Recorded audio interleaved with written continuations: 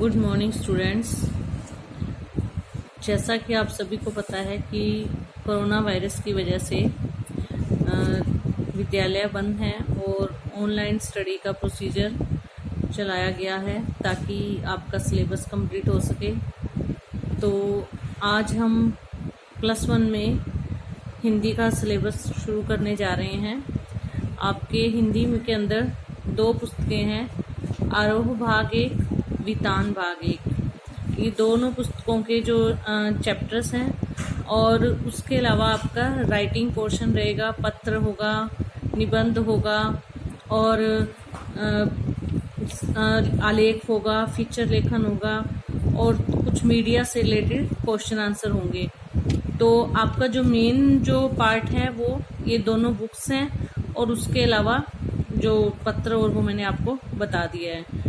तो आपको खरीदनी है बुक्स आरोह भाग 1 और वितान भाग 1। आरोह पुस्तक के अंदर 2 पार्ट हैं, एक काव्यांश का पार्ट है और एक गद्यांश का पार्ट है।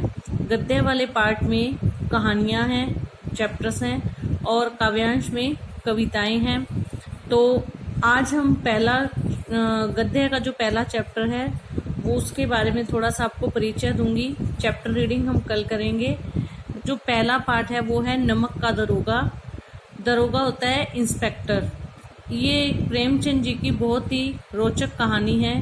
प्रेमचंद जी जो थे वो अपने समय के बहुत ही अच्छे हिंदी लेखक थे। इन्होंने कहानियां, नाटक, उपन्यास सभी क्षेत्रों में लेखन कार्य किया है और इन्होंने अपने समय में, तत्कालीन समय में जो समस्याएं थी समाज के अंदर, उन्हीं को अपने लेखनी के द्वारा उठाया था। समाज के अंदर दहेज की समस्या, रिश्वतखोरी की समस्या, गरीबी, अनपढ़ता और जो भी समस्याएं उस समय स्वतंत्रता से पहले हमारे देश में चल रही थी, तो इन्होंने इन सभी को अपनी कहानियों, उपन्यासों और नाटकों के माध्यम से उठाया है। प्रस्तुत कहानी में भी इन्होंने रिश्वत की समस्या को उठाया है, जिसमें कि 2 प्रमुख पात्र हैं, पंडित वंशीधर और पंडित अलोपीदीन। पंडित वंशीधर जो हैं वो नमक के दारोगा हैं, यानी नमक डिपार्टमेंट के इंस्पेक्टर हैं और पंडित अलोपीदीन जो हैं वो क्या हैं, एक बहुत बड़े व्यापारी हैं। इन दोनों के आसपास ही पूरी कहानी घूमती है। इस कहानी में पंडित वंशीधर को एक ईमानदार ऑफिसर के रूप में दिखाया है जो अपनी ईमानदारी के बल पर अंत में विजयी रहते हैं, और जो पंडित अलोपीदीन हैं उनको एक टैक्स चोर, टैक्स को हिंदी में कहते हैं कर, टैक्स चोर, कर चुराने वाले एक व्यापारी के रूप में चित्रित किया गया है। अलोपीदीन जो है वो नमक का व्यवसाय करते हैं और जब नमक जो है वो दूसरे शहर से लाने पर टैक्स लगता था, कर लगता था, तो इसलिए कुछ व्यापारी जो थे वो क्या करते थे कि नदी के रास्ते रात को चोरी छिपे नमक दूसरे पार ले जाया जाता था। तो पंडित अलोपीदीन भी उनमें से एक थे। उन्होंने भी यही कार्य किया था। और जो पंडित वंशीधर थे वो 6 महीने पहले ही इस पद पर चयनित हुए थे।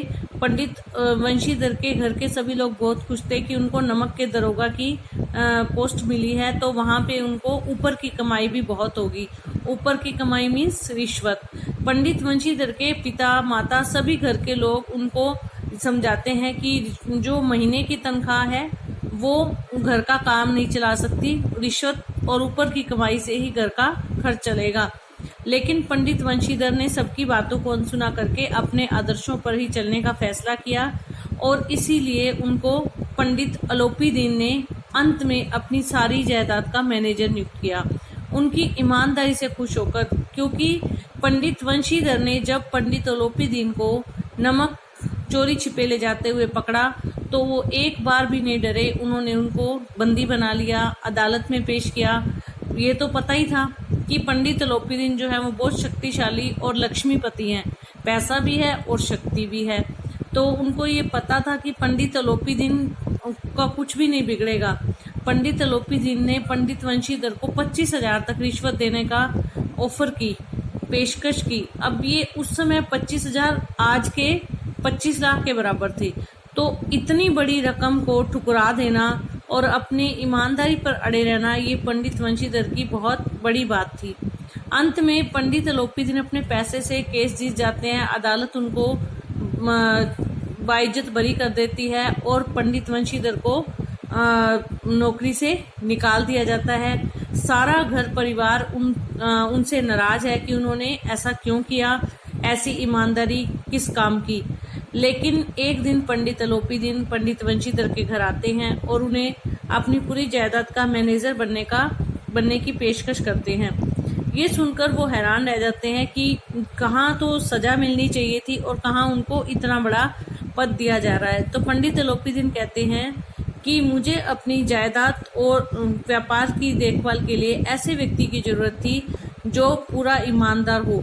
25,000 की रिश्वत जब जिस व्यक्ति को नहीं हिला सकी, जिस व्यक्ति के ईमानदार को नहीं तोड़ सकी, वही हमारी जायदाद को संभाल सकता है। इस प्रकार पंडित अलोपीदीन ने पंडित वंशीधर को अपनी जायदाद का मैनेजर नियुक्त किया और ईमानदारी की जीत हुई। तो ये उस समय की कहानी थी कि उस समय रिश्वत का बहुत प्रचलन था। तो कहानी को बुक से हम रीड कल करेंगे। आपको मैंने कहानी बतानी थी और एक बुक्स के नाम बता दिए, आप लोग बुक्स परचेज कर लीजिएगा। अगर आपको बुक्स नहीं परचेज कर पा रहे तो ये NCERT की बुक है, आप नेट से भी डाउनलोड कर सकते हैं ये चैप्टर और वहां से आप इसको रीड कर सकते हैं। नेट पे जाकर आप कक्षा 11 आरोह पुस्तक भाग 1 लिखकर पार्ट 1 लिखकर वहां पे क्लिक करेंगे तो आपको वो चैप्टर वहां से मिल जाएगा। धन्यवाद।